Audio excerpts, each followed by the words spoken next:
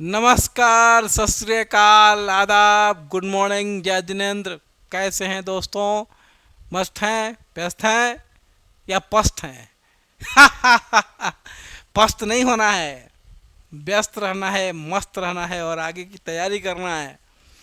और आपको हमेशा सुशील सर मिलेंगे नए ऊर्जा, नए जोश, नई उमंग के साथ। आइए अगले मल्टीपल चॉइस क्वेश्चन की ओर बढ़ते हैं। देखिए, फोटो उस समय के चक्रवर्तियों का इसी तरह का फोटो होता था। चक्रवर्ती सम्राट ये लोग कहलाते थे। ये फोटो देखिए, ये मूछें लंबी लंबी, या तो मूछें ही नहीं है, मूछें लंबी लंबी राजाओं के हुआ करते थे। ये है अशोक। अशोक ने बौद्ध धर्म के प्रचार के लिए कौन सी नीति अपनाई थी? पिछले वीडियो में हमने पढ़ाया है, थोड़ा सा कॉमन सेंस लगाइएगा तो इसका आंसर पता चल जाएगा कि बौद्ध धर्म के प्रचार के लिए धम्म नीति का प्रयोग किया गया था। किस नीति का प्रयोग? धम्म। धम्म का अर्थ सत्य और अहिंसा। अशोक के शिलालेखों में किस भाषा का प्रयोग किया गया? अब प्रश्न आता है, बड़ा इंपॉर्टेंट सवाल है। इस सवाल के साथ मैं आपको एक क्लू दे दूंगा, कभी नहीं भूलिएगा, याद रखिएगा। जहां बौद्ध की बात आएगी वहां पाली की बात आएगी, और जहां जैन की बात आएगी वहां प्राकृत की बात आएगी। मतलब बौद्ध धर्म का प्रचार प्रसार पाली भाषा में किया गया। किस भाषा में? पाली भाषा में किया गया। और जैन धर्म का प्रचार प्रसार प्राकृत भाषा में किया गया। अब उस समय यही दो भाषाएं मशहूर थी, प्राकृत और पाली। पाली भाषा में बौद्ध धर्म का विस्तार, प्राकृत भाषा में जैन धर्म का विस्तार हुआ। जहां भी बुद्ध की बात आए, बौद्ध की बात आए, पाली, आंख मूंद कर मार देना। प्राकृत भाषा सुने होंगे आप, कहता है, हिंदी में कहता है हवा बहती है, अंग्रेजी में भी कुछ द विंड फ्लोज, हवा बहती है, अंग्रेजी में कहते हैं हवा। प्राकृत में कहते हैं हवा बह, उसी को प्राकृत भाषा कहते हैं। पहले हमारे यहाँ भी लोग पढ़ा, अभी कुछ दिन 20-30 साल पहले हमारे यहाँ भी प्राकृत भाषा जो है बहुत मशहूर था। अब लेकिन धीरे धीरे प्रचलन में कम होता जा रहा है और लोगों की रुचि भी इसमें कम होती जा रही है।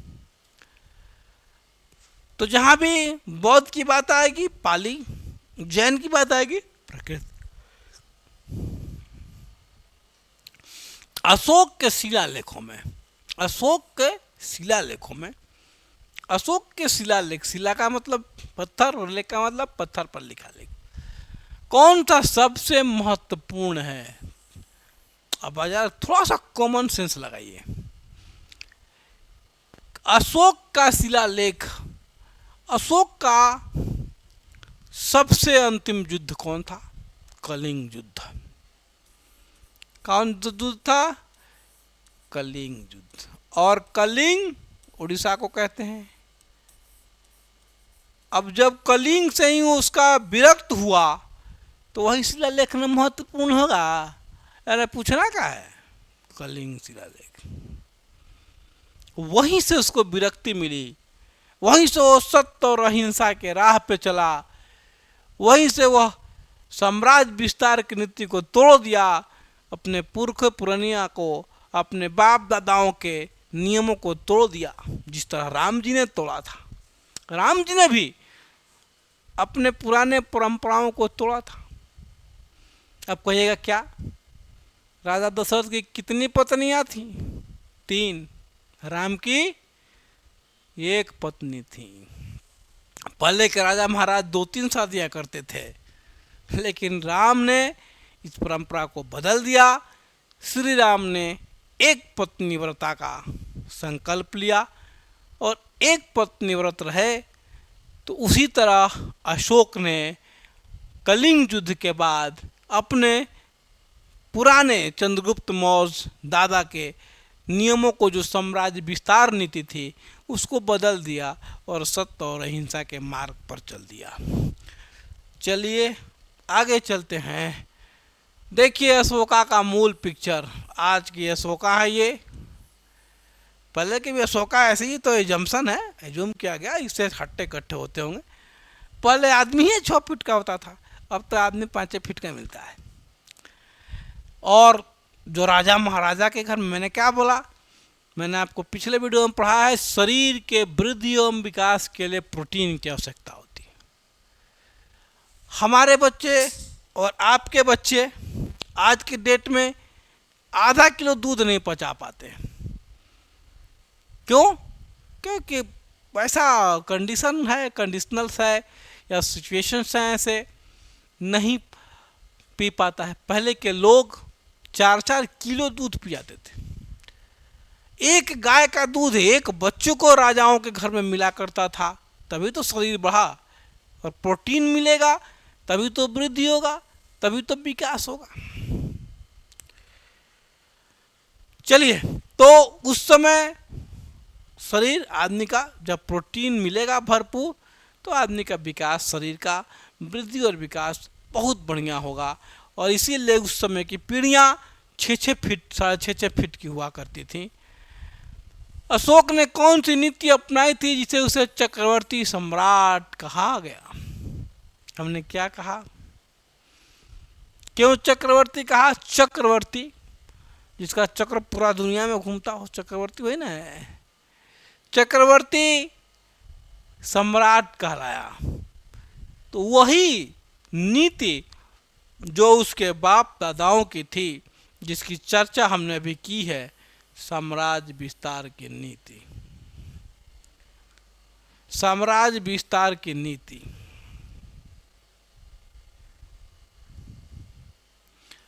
साम्राज्य विस्तार की नीति, साम्राज्य विस्तार की नीति ही उसको चक्रवर्ती सम्राट बनाया। सम्राट का मतलब बहुत बड़ा राजा, सम्राट, ग्रेट। देश में 3 ही महान हुए, अशोक सम्राट, अकबर सम्राट, और एक का नाम बाद में बताएंगे, शिवाजी नहीं पढ़ाएंगे। और ये साम्राज्य विस्तार की नीति जो है, अशोक को चंद्रगुप्त मौर्य के महामंत्री कौटिल्य से प्राप्त हुआ था। वही साम्राज्य विस्तार की नीति पर अशोक जो है बचे खुचे बहुत राज्यों में अपना विस्तार किया, और इसीलिए उसको चक्रवर्ती सम्राट कहा गया। बाद में बदल गया, आगे देखते हैं। अशोक का शासनकाल कब से कब तक था? देखिए भाई, ईसा पूर्व और ईस्वी में अंतर है।